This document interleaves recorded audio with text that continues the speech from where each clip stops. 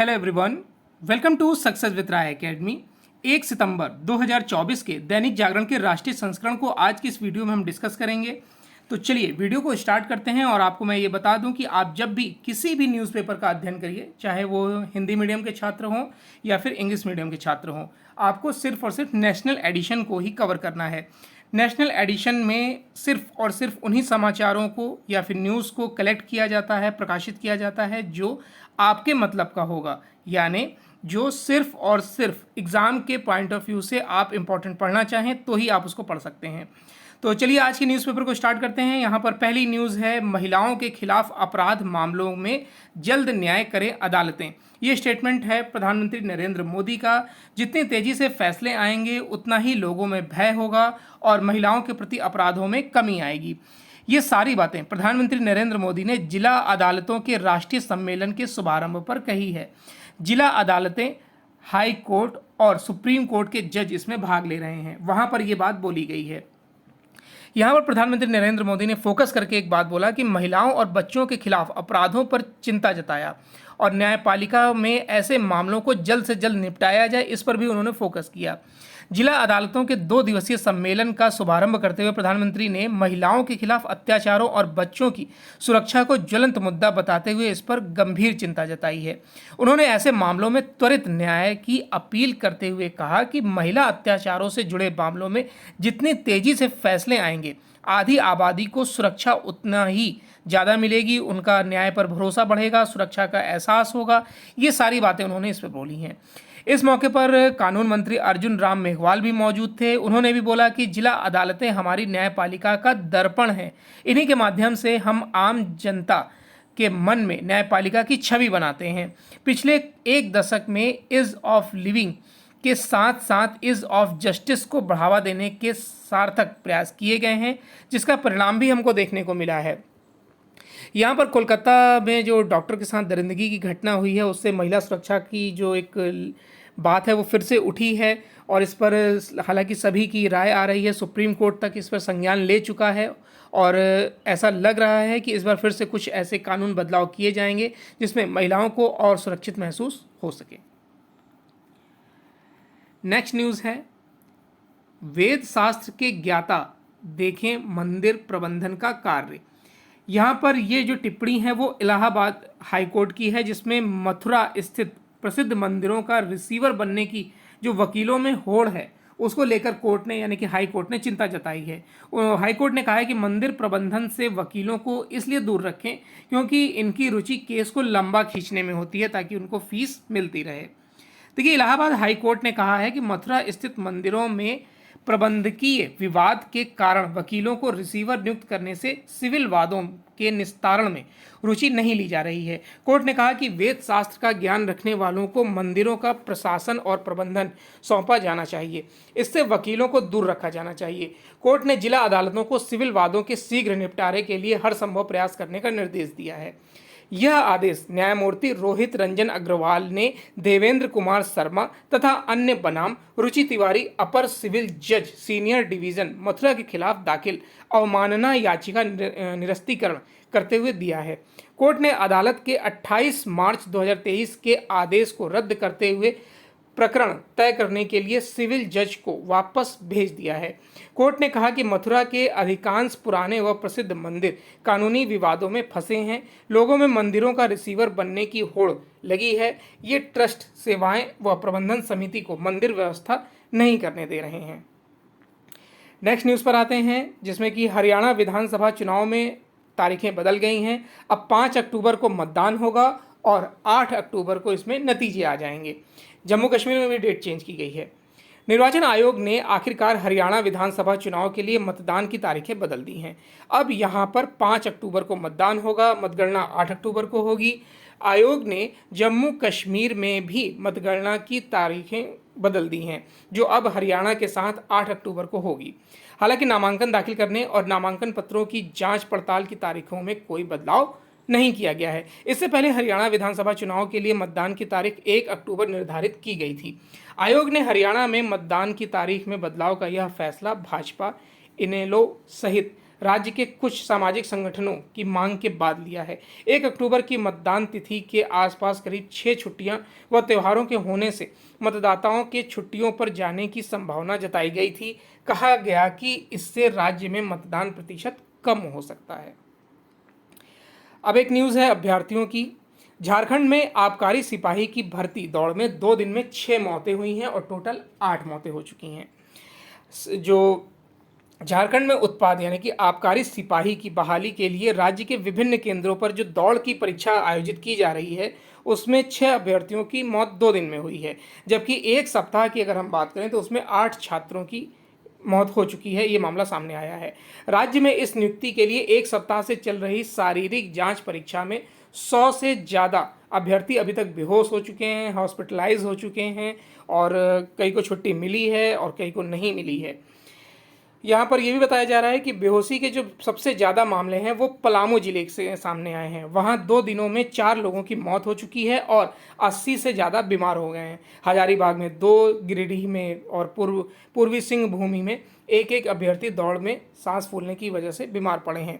यहाँ पर एस्टेरॉयड की भी शिकायत पुलिसकर्मियों द्वारा की गई है कि विद्यार्थी जो हैं अपना रनिंग को पूरा करने के लिए एस्टेरॉयड जैसी दवाओं का सेवन कर रहे हैं।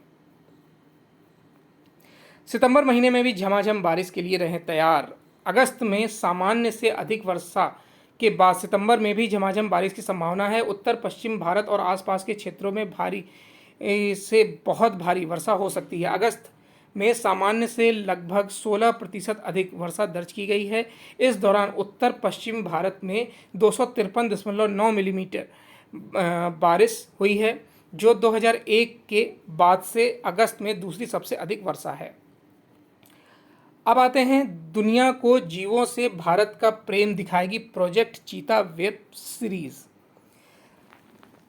देखिए, करीब 75 साल पहले भारत के जंगलों से दुनिया का सबसे तेज जानवर चीता विलुप्त हो गया था। अब अगर फिर से देश के जंगलों में चीतों की गुर्राहट गूंजती है तो इसके पीछे तमाम प्रतिकूल परिस्थितियों के बीच केंद्र सरकार के भागीरथ प्रयास और भारतीय संस्कृति के में मनुष्यों के साथ जीव जंतुओं के सह अस्तित्व की संस्कृति को सभी का सलाम कर रहे हैं। ऐतिहासिक परिघटना के तहत पहली बार दुनिया में अलग अलग जलवायु वाले एक महाद्वीप से दूसरे महाद्वीप में चीतों को सफलतापूर्वक बसाया गया है। भारत में चीतों को फिर से अस्तित्व में लाने वाली इस घटना की कहानी दुनिया को दिखाने के लिए प्रोजेक्ट चीता वेब सीरीज के प्रस्ताव को केंद्र ने मंजूरी दे दी है। वेब सीरीज को 4 भागों में बनाया जाएगा। इसमें चीता की विलुप्त होने के बाद अफ्रीकी महाद्वीप में भारत में इन्हें बसाने की कठिन जो कहानी है वो बयां की जाएगी। पता चला कि वेब सीरीज का फिल्मांकन संभवतः प्रोजेक्ट चीता की दूसरी वर्षगांठ के अवसर पर शुरू होगा। वेब सीरीज को डिस्कवरी नेटवर्क पर 170 देशों में विभिन्न भाषाओं में प्रसारित किया जाएगा। राष्ट्रीय बाल संरक्षण प्राधिकरण के उप महानिरीक्षक वैभव चंद्र माथुर ने 21 जुलाई को मध्य प्रदेश के मुख्य वन्यजीव वार्डन को लिखे पत्र में कहा है कि प्राधिकरण की तकनीकी समिति ने प्रोजेक्ट चीता पर वेब सीरीज के प्रस्ताव को मंजूरी दी है।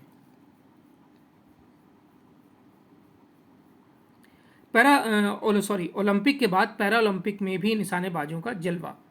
ओलंपिक में शानदार प्रदर्शन के बाद पैरालंपिक में भी भारतीय निशानेबाजों का जलवा बरकरार रहा। भारत की रूबीना फ्रांसिस ने शनिवार को पेरिस ओलंपिक में महिलाओं की एयर पिस्टल SH1 स्पर्धा में कांस्य पदक जीता है।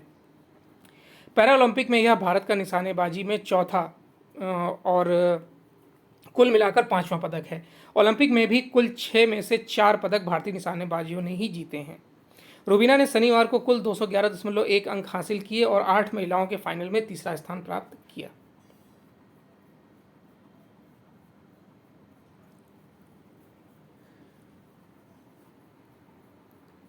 राजधानी में वायु प्रदूषण के रोकथाम पर सर्वदलीय बैठक बुलाए सरकार भाजपा। देखिए, दिल्ली भाजपा अध्यक्ष वीरेंद्र सचदेवा ने कहा है कि वायु प्रदूषण की समस्या पर काबू करने के लिए या फिर उसे दूर करने के लिए दीर्घकालिक उपाय बनाने के लिए जो गवर्नमेंट है यानी कि आप गवर्नमेंट है, आम आदमी पार्टी गवर्नमेंट है, उसे सर्वदलीय बैठक बुलानी चाहिए ताकि इस पर एक ठोस निर्णय लिया जा सके और दिल्ली वासियों को इसमें राहत दी जा सके। आप देखते होंगे AQI यानी कि एयर क्वालिटी इंडेक्स कभी कभी 400 प्लस चला जाता है। गाजियाबाद, नोएडा, या फिर दिल्ली के कई क्षेत्रों में, तो वहाँ पर कंस्ट्रक्शन पर रोक लगा दिया जाता है और ऑफिस तक, स्कूल तक बंद कर दिए जाते हैं। ऐसी भयावह स्थिति हो जाती है। और अब जिस तरीके से मौसम करवट लेगा, धीरे धीरे कोहरा आएगा, तो ये स्थिति फिर से, यानी AQI फिर से 300 प्लस तो वहाँ बना ही रहेगा और कभी कभी 454 भी चला जाता है। तो इस स्थिति से निपटने के लिए एक मांग की गई है कि सर्वदलीय बैठक बुलाई जाए ताकि इस पर कोई ठोस निर्णय लिया जा सके। वरिष्ठ IAS धर्मेंद्र बने दिल्ली सरकार के मुख्य सचिव। केंद्र ने भारतीय प्रशासनिक सेवा के वरिष्ठ अधिकारी धर्मेंद्र को शनिवार को दिल्ली सरकार का नया मुख्य सचिव नियुक्त कर दिया है। भारतीय प्रशासनिक सेवा के AGMUT कैडर के 1989 बैच के अधिकारी धर्मेंद्र इस पद पर नियुक्त होने से पहले अरुणाचल प्रदेश के मुख्य सचिव थे। वह अरुणाचल प्रदेश, गोवा, मिजोरम व केंद्र शासित प्रदेश कैडर के सबसे वरिष्ठ अधिकारी हैं और फरवरी में होने वाले विधानसभा चुनाव से पहले दिल्ली के मुख्य सचिव का प्रभार संभाल रहे हैं। इसलिए भी इनकी नियुक्ति महत्वपूर्ण मानी जा रही है।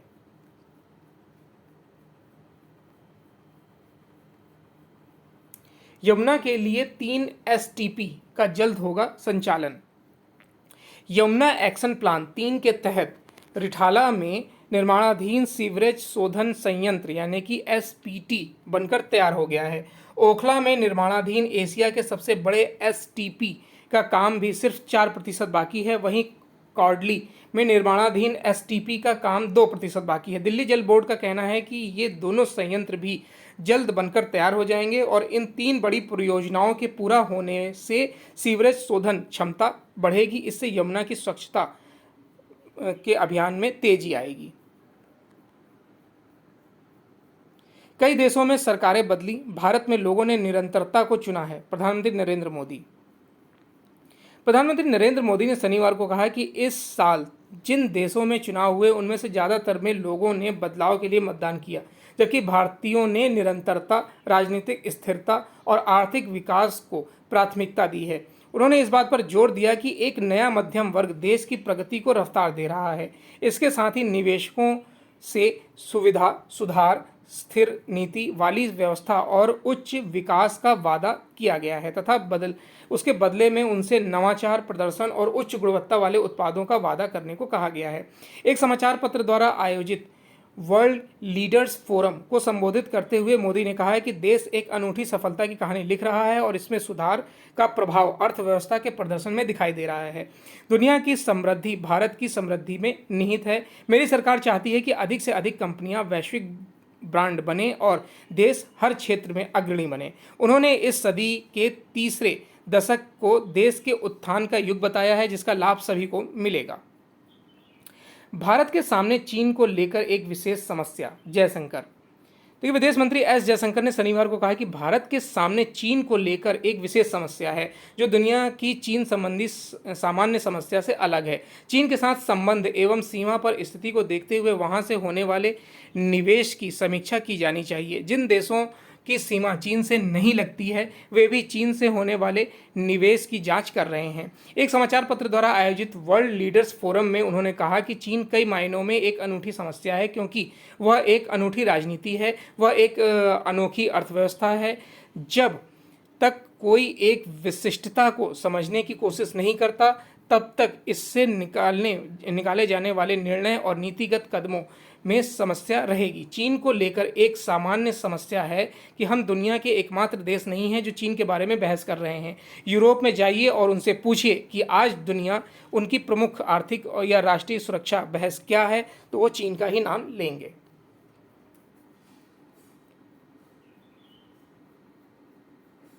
CJI ने कहा कि जिला अदालतें न्यायपालिका की रीढ़। प्रधान न्यायाधीश DY चंद्रचूड़ ने जिला अदालतों को न्यायपालिका की रीढ़ बताते हुए शनिवार को कहा कि हमें जिला अदालतों को अधीनस्थ अदालतें कहना बंद कर देना चाहिए। जिला अदालतें न्याय की तलाश कर रहे नागरिकों का पहला संपर्क बिंदु होता है। जिला अदालतें कानून के शासन का एक मुख्य घटक है। प्रधान न्यायाधीश ने जिला अदालतों के 2 दिवसीय राष्ट्रीय सम्मेलन के उद्घाटन समारोह में यह बात कही है। प्रधान न्यायाधीश ने न्यायपालिका में जिला अदालतों की अहमियत को रेखांकित करते हुए कहा कि अगर लंबित मुकदमों के पिरामिड को देखा जाए तो आधार पर यह बड़ा होता है और जैसे तैसे ऊपर की ओर बढ़ता है। पतला होता जाता है। नेशनल जुडिशरी डाटा ग्रिड का आंकड़ा बुनियादी सच्चाई उजागर करता है। जिला अदालतें कई लोगों के लिए न्याय का पहला बिंदु ही नहीं बल्कि आखिरी बिंदु भी होता है। इससे बहुत से कारण हो सकते हैं, जैसे बहुत से लोग ऊंची अदालतों में कानूनी पैरवी में असमर्थ होते हैं, विधायी अधिकारों की जानकारी नहीं होती है और ऊंची अदालतों तक पहुंचकर भौगोलिक दिक्कतें आती हैं।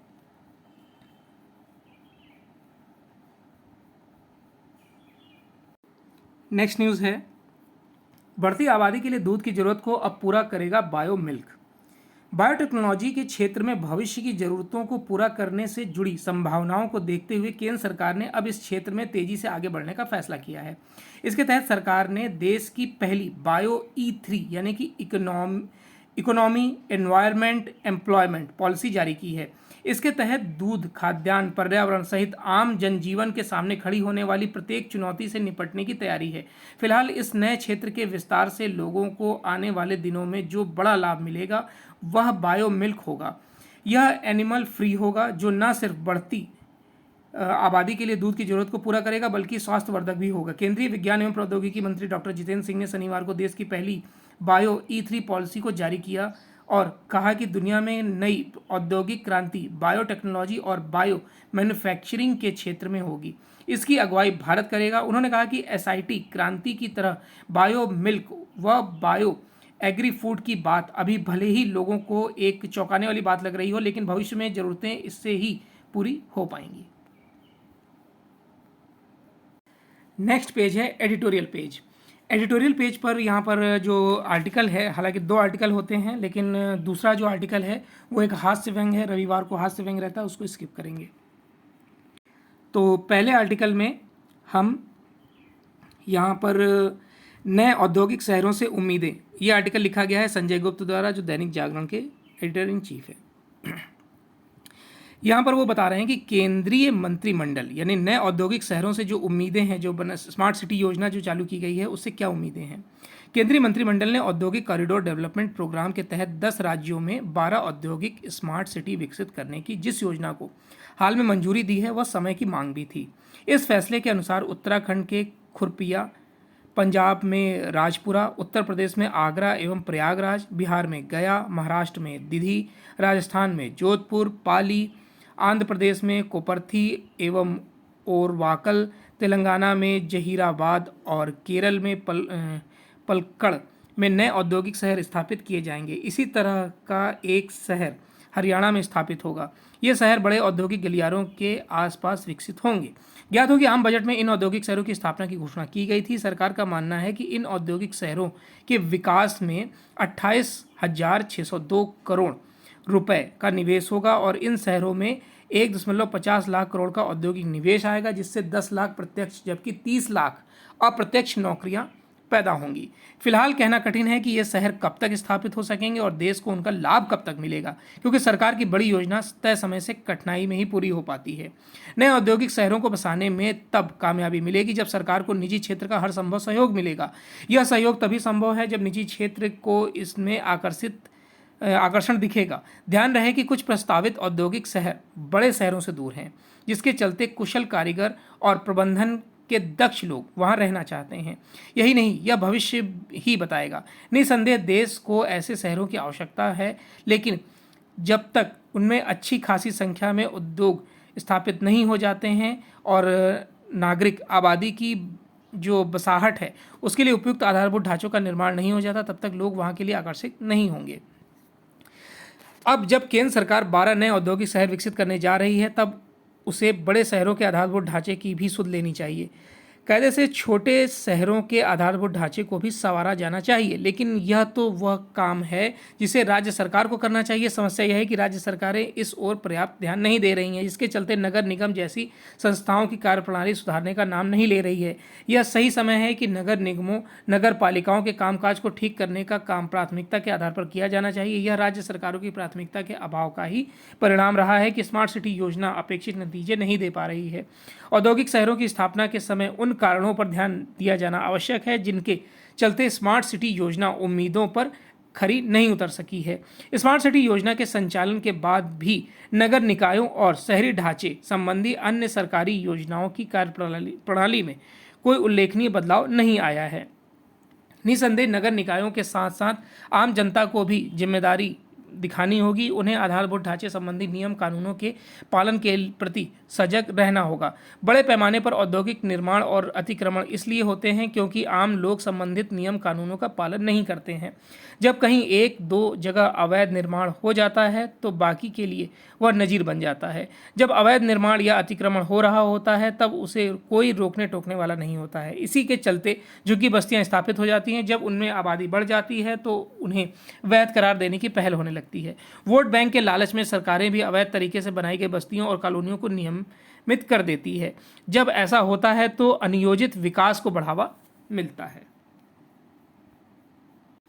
नेक्स्ट न्यूज़ है बिजनेस पेज से। बिजनेस पेज में पहली न्यूज़ है कि कंपनियों के निजीकरण पर बदली सरकारी नीति। देखिए, वित्त वर्ष 2021-22 के लिए पेश बजट में केंद्रीय सार्वजनिक कंपनियों के विनिवेश और उनके निजीकरण को लेकर रोड मैप पेश किया गया था, जिसके तहत रणनीतिक सेक्टर को छोड़ अन्य सभी सेक्टरों के पीएसयू के निजीकरण की घोषणा की गई थी। वित्त मंत्रालय ने तब आईडीबीआई बैंक के अलावा 2 अन्य सरकारी बैंक और एक सरकारी बीमा कंपनी के निजीकरण का प्रस्ताव रखा था, लेकिन समय के साथ पिछले 4 साल में सरकार की रणनीति बदल गई है। अब सरकार विनिवेश या निजीकरण से पैसा जुटाने की जगह इन सार्वजनिक कंपनियों से कमाई का लक्ष्य तय कर रही है। चालू वित्त वर्ष 2024-25 में विनिवेश या कंपनियों के निजीकरण से रकम प्राप्ति का कोई औद्योगिक या औपचारिक लक्ष्य नहीं रखा गया है। दूसरी तरफ सीपीएसयू के चालू वित्त वर्ष में 56,260 करोड़ रुपए का लाभांश हासिल करने का लक्ष्य भी रखा गया है। चुनाव व सरकारी खर्च में कमी से घटी पहली तिमाही में विकास दर। देखिए, आरबीआई गवर्नर शक्तिकांत दास ने शनिवार को कहा कि भारत के विकास की कहानी बरकरार है। उन्होंने कहा कि चालू जो पहली तिमाही है, सकल घरेलू उत्पाद यानी जीडीपी की वृद्धि दर आम चुनाव, सरकारी खर्च पर प्रतिबंध और कृषि क्षेत्र में कम बढ़ोतरी के कारण घटी है। अन्य क्षेत्रों की वृद्धि दर 7% से ज़्यादा रही है। चार्टर्ड अकाउंटेंट के एक सम्मेलन को संबोधित करते हुए आरबीआई गवर्नर ने कहा कि मैं पूरी विनम्रता और ईमानदारी तथा पूरे विश्वास के साथ कहना चाहूँगा कि भारत की विकास गाथा अक्षुण्ण है। दास ने भरोसा जताया कि आने वाली तिमाहियों में जब सरकारी खर्च बढ़ेगा तो आरबीआई इस वित्त वर्ष के लिए 7.2% की वृद्धि दर का लक्ष्य रखेगा। अब आते हैं हम इंटरनेशनल पेज पर। पूर्व प्रधानमंत्री शेख हसीना के प्रत्यर्पण की मांग कर सकता है बांग्लादेश। बांग्लादेश में पूर्व प्रधानमंत्री शेख हसीना पर शनिवार को हत्या के 2 नए मामले दर्ज हुए हैं। दर्ज हुए ताज़ा मामलों में बांग्लादेश नेशनलिस्ट पार्टी के 3 कार्यकर्ताओं की हत्या के आरोप हैं उन पर। इन्हें मिलाकर हसीना पर जघन्य अपराध के कुल 84 मामले दर्ज हो चुके हैं, जिनमें से 70 हत्या के हैं। हसीना प्रधानमंत्री पद और देश छोड़ने के बाद 5 अगस्त से भारत में हैं। इसी बीच बांग्लादेश के विदेश मामलों के प्रभारी मंत्री मोहम्मद तौहीद हुसैन ने कहा है कि शेख हसीना पर जिस तरीके के आपराधिक मामले दर्ज हो रहे हैं उसके मद्देनज़र उन पर प्रत्यर्पण के लिए भारत से मांग करनी पड़ सकती है। जबकि बीएनपी के महासचिव मिर्जा फारूक इस्लाम आलमगीर ने शेख हसीना के प्रत्यर्पण पर जोर दिया है और एएनआई से साक्षात्कार में तौहीद हुसैन ने कहा कि शेख हसीना के प्रत्यर्पण के संबंध में स्पष्ट उत्तर देने के लिए वह अधिकृत व्यक्ति नहीं है।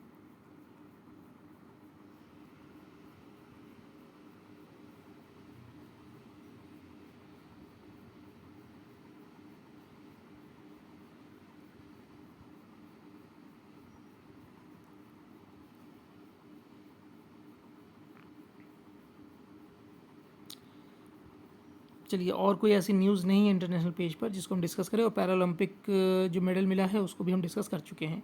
तो ये आज का यानी 1 सितंबर 2024 का दैनिक जागरण का राष्ट्रीय संस्करण था। आई होप आपको वीडियो अच्छा लगा होगा। अगर वीडियो अच्छा लगा हो तो लाइक और शेयर कर दीजिएगा। वीडियो देखने के लिए धन्यवाद।